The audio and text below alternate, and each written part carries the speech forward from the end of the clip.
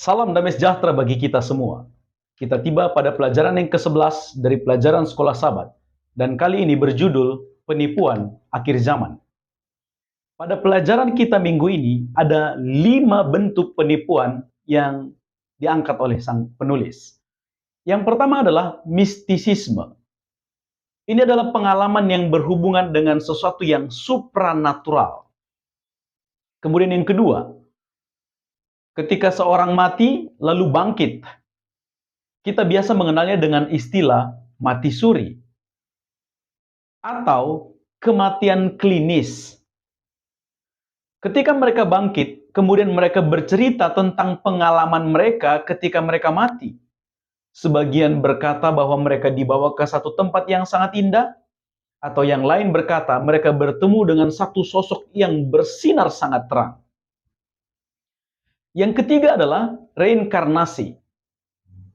Artinya, seseorang ketika dia sudah mati, dia akan dilahirkan kembali dalam kehidupan yang lain. Yang dilahirkan itu bukanlah wujud fisik sebagaimana keberadaan kita saat ini, tetapi yang lahir kembali itu adalah jiwa orang tersebut yang kemudian mengambil wujud tertentu sesuai dengan hasil perbuatannya yang terdahulu ketika dia masih hidup. Yang keempat adalah penujuman. Ini adalah pemanggilan arwah. Biasanya yang dipanggil adalah arwah leluhur untuk kepentingan meminta petunjuk. Baik petunjuk untuk mengobati penyakit, atau petunjuk untuk sesuatu yang akan terjadi untuk hari-hari yang akan datang. Biasanya penujuman ini membutuhkan media. Jadi arwah itu akan dipanggil masuk kepada orang yang sudah disediakan. Yang kelima adalah penjelmaan. Ketika seseorang bertemu dengan sosok yang pernah dia kenal semasa hidup, boleh jadi itu anggota keluarga, saudara, teman, atau yang lain. Yang pasti, sosok itu sudah meninggal, orang itu sudah meninggal, tapi hadir dalam bentuk fisik yang sama, suara yang sama, atau juga mungkin pakaian yang dikenakannya pun sama ketika dia masih hidup. Identitas yang dimilikinya sama ketika dia masih hidup.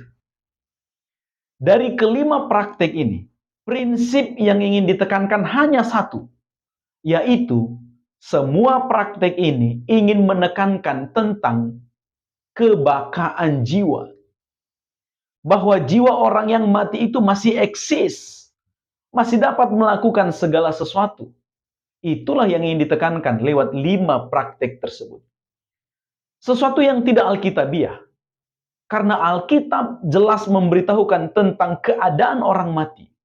Mereka tidak tahu apa-apa, tidak dapat berbuat apa-apa, dan di bawah kolong matahari ini, mereka tidak dapat bagian apa-apa lagi. Pengkhotbah pasal 9, ayat 5 dan ayat 6. Tetapi walaupun demikian, kelima praktek ini memang sangat sulit untuk dijelaskan.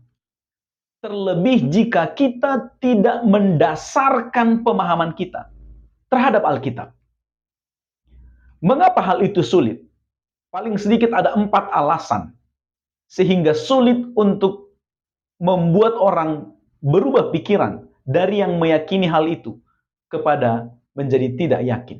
Yang pertama adalah, tayangan-tayangan seperti itu sudah dinikmati di televisi sejak usia dini dan dibuat menjadi sangat nyata.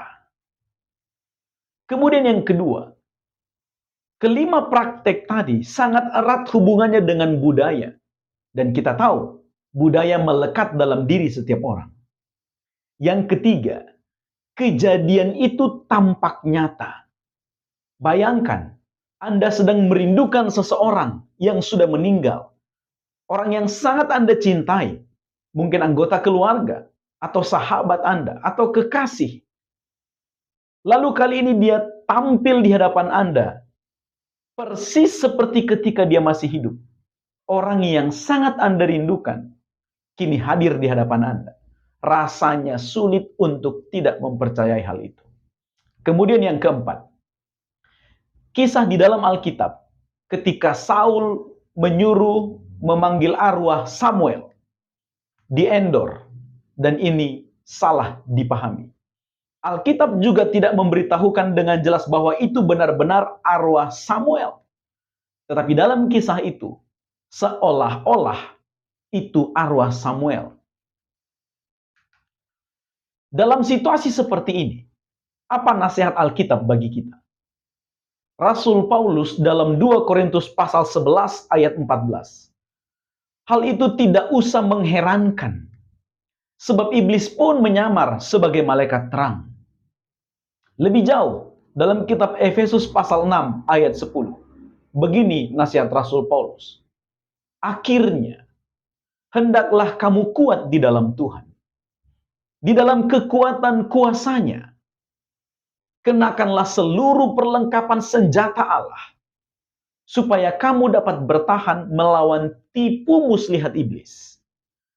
Karena perjuangan kita bukanlah melawan darah dan daging, tetapi melawan pemerintah-pemerintah, melawan penguasa-penguasa, melawan penghulu-penghulu dunia yang gelap ini, melawan roh-roh jahat di udara. Sebab itu, ambillah seluruh perlengkapan senjata Allah, supaya kamu dapat mengadakan perlawanan pada hari yang jahat itu, dan tetap berdiri sesudah kamu menyelesaikan segala sesuatu. Jadi berdirilah tegap, berikat pinggangkan kebenaran, dan berbaju jirahkan keadilan.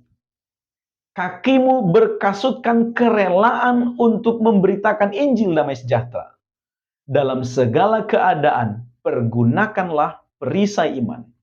Sebab dengan perisai itu, kamu akan dapat memadamkan semua panah api dari si jahat. Dalam tulisannya, Rasul Paulus jelas mengetahui bahwa apa yang terjadi di bumi ini sekarang, di kolong langit ini, tidak terlepas dari pertentangan antara jahat dan baik. Tidak terlepas dari pertentangan antara Tuhan yang benar dengan setan dalam kejahatannya. Maka, sebagaimana kitab Wahyu memberitahukan kepada kita, menjelang kesudahan zaman ini, maka apapun akan dilakukan oleh setan dengan berbagai macam cara. Iblis tahu apa yang harus diserang di dalam diri kita ini, baik melalui keyakinan yang kita miliki. Maka cara yang paling berhasil mempengaruhi manusia saat ini adalah dengan praktek atau paham spiritisme yang tertuang dalam 5 praktek yang tadi di awal kita sudah sampaikan.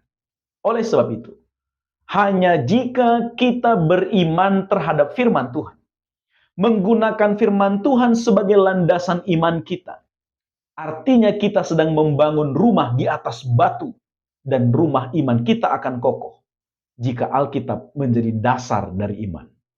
Maka semua praktek yang tadi kita sebutkan, bentuk penipuan itu, tidak akan dapat menggoyahkan iman percaya kita. Maka kita akan tetap memegang kebenaran Tuhan dalam kesetiaan kita menantikan Tuhan yang akan datang. Inilah garis besar pelajaran sekolah sahabat kita. Selamat belajar, selamat berdiskusi. Tuhan memberkati.